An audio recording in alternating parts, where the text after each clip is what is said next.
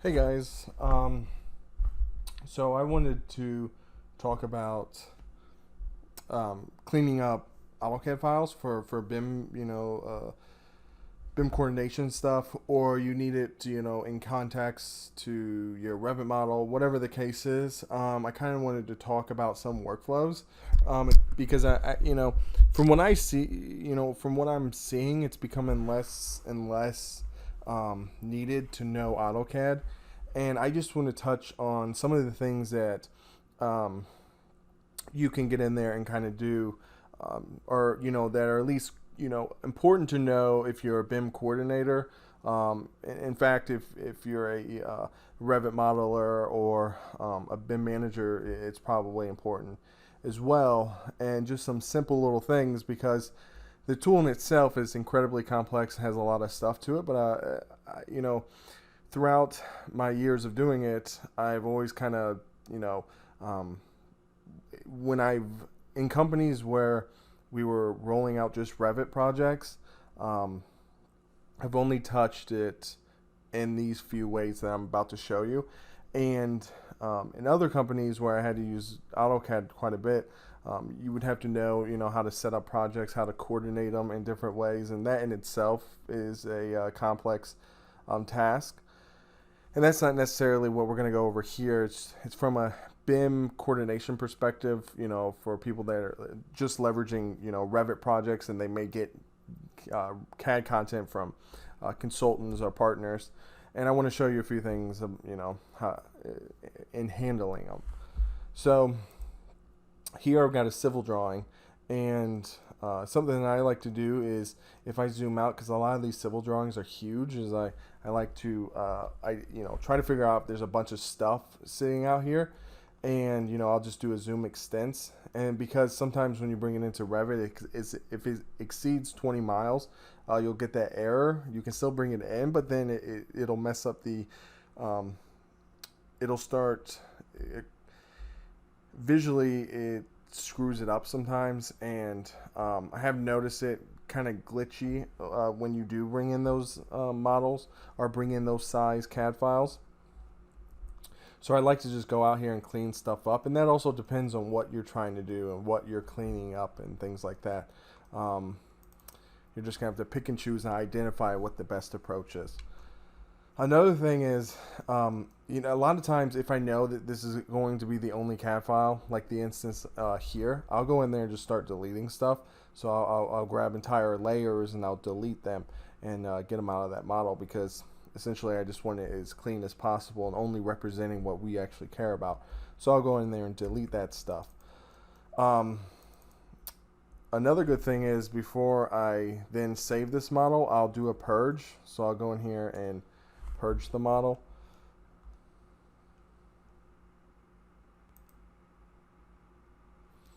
And then here we can just leave it as default. I think if you drill down into this stuff, it just shows you the different items that items not used in drawing.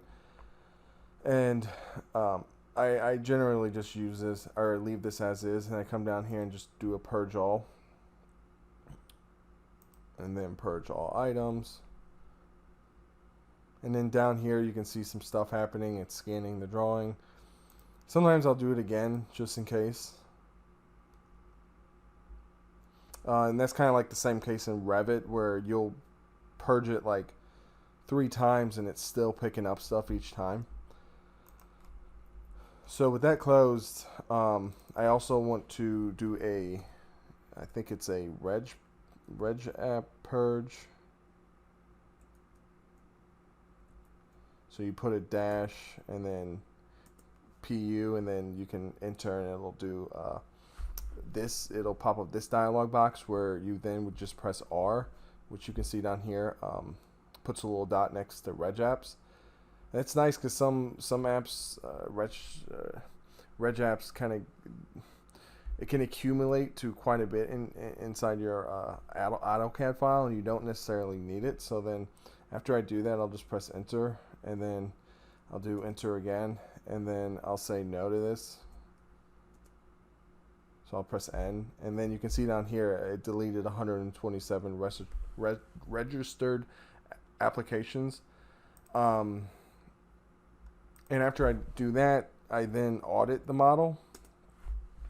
And I say yes, so I put a Y there to fix the errors if it detects them. Then I press yes, and then down here we can see that it's going through and kind of scanning the model, and it does it multiple times. And you'll get information on if there was items found. So we've erased 12 objects, total errors found 14, fixed 14. So I like to just do that so that I can get the cleanest model that I can possibly get, and then push it into Revit, just so it limits, you know, any issues that I would have in Revit. So the next thing, because we essentially got this all cleaned up, at least to the best that I can. And the next thing to kind of show you, because I think these are useful, is a lot of times when you receive documents or AutoCAD files, there'll be XRefs and stuff like that if the file isn't binded. So it's always nice to kind of know what you're looking at there. So if you type in XRef, you can press enter, and I've got it open over here. So with this dialog box, you'll come in here, you'll have your main PDF or AutoCAD file here, and then below it'll show you all the different references, either that be images or other CAD files. It'll tell you that, and you can actually go in there and bind it if you needed to, or unload them. Keep that in mind when you're linking in these files, that those are all there. Remove what you don't need so that it's not cluttering, again, not cluttering the entire CAD file that you then are going to bring into Revit, because it could potentially cause issues. Another thing is if you are, you need the ability to go in there and change stuff, ever so often, then you'll want to check out the layers, and because layers almost work in the sense of kind of like work sets or visibility parameters and stuff like that, how you can go in there and turn off specific elements like your furniture or generic models and stuff. If you think of those as individual layers, that's essentially how AutoCAD works, but it doesn't predefine it. Like a family knows that it's a generic model, whereas in AutoCAD you would have to say, hey, this is a generic model, and then when you place that line, then it just puts that on that layer. So then you have a little bit more controllability with your drawings, and hiding different stuff, and the same thing that you would do in Revit is essentially what you're trying to do in AutoCAD as well. So as soon as this kind of unfreezes, we'll take a look at that. Alright, so if you just type in layer, it'll pop up this dialog box. So generally when you're getting something from another firm, they may have their own standards, but they may not. So it's kind of random. Sometimes they'll throw on a bunch of random stuff on one layer, and then it makes it almost impossible to identify. Simply just select one layer, which is gonna generally if it's let's say furniture, it's going to be on a furniture layer, and we could select that layer, and in this dialog box we could come in here, we could hide, we could freeze it, we could lock it, and we could change the color and some of the other properties as well. But if they go in there and kind of change or don't have good practices, it's going to cause issues for us. So it all depends. It depends on what you're getting, and that's going to be the main factor in how efficient working with layers are. But essentially, when somebody creates a layer, they're going to put specific things on it. So the topography that we see out here would be on a topography layer. Same with the building outlines and streams and different things like that, or fire hydrants or landscape. It's gonna be on its own layer, and it even gets like deeper into that. depending on, you know, their structures and stuff. But if we look at these, you can see they have new R hall underscore PR dash building. And so they can have specific standards that say this is, you know, the type, and then, or almost like the category, and then type, and then, you know, building, and even level, depending, you know, again, you know, what it is they want to add or not add to these different things. Down here we could see new hall PR utility electrical. So you know, that's what I've seen most. You know, that seems to be the most common thing that, you know, people. That's kind of how they break out their AutoCAD files or their layers. So you know, you may or may not see that, but it seems to be the more common thing. You know, again, it could be as simple as them just throwing on a electrical and not really subdividing those or anything under electrical into any other category, and just put it on one layer. But essentially, if you needed to hide different things, you would come here and do that if you weren't deleting any of the content. There's also some options up here to delete some stuff and create a new one. This is probably what I use the most if I need to. So need to mess with any of these settings, is create a new layer.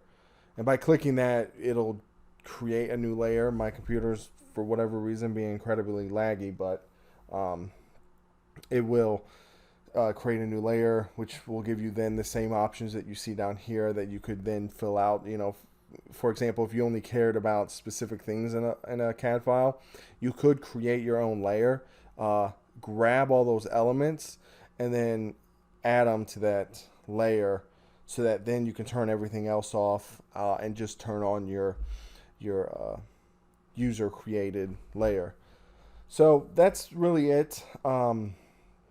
You know, just keep in mind layers, XRefs, those tend to be the biggest thing when you're working with external CAD files. You know, in a non-AutoCAD firm.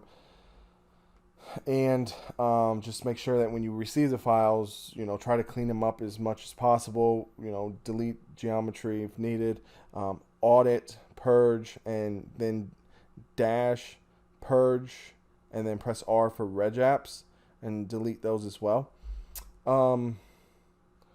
That leads me to one more thing, actually. So your object enablers are one thing that you may run into when you're working with these different CAD files, because they have, sometimes if it's built in AutoCAD MEP or AutoCAD Civil, they have specific, almost specific tools in there that are only for AutoCAD MEP or AutoCAD Civil, and you'll have to download a object enabler. So if you just search object enabler, either Civil or MEP or something like that, you can then download that, install it, and you should be able to then work with the AutoCAD files. Because sometimes when you receive those, it won't allow you to edit or do anything with it. Because what it's essentially doing is it doesn't have the tools to deal with that geometry. It could bring it in, but it can't manipulate it or actually do anything with it. So you need those object enablers so that you can grab those specific objects from, you know, the other flavors of AutoCAD. And you can easily find that by just searching object enablers. And if I remember, I'll add it in the description below so that you guys can just grab it from there. But yeah, that's it really. So hopefully this helped you out. Hopefully, you know, it clears some stuff up when you're working in AutoCAD files.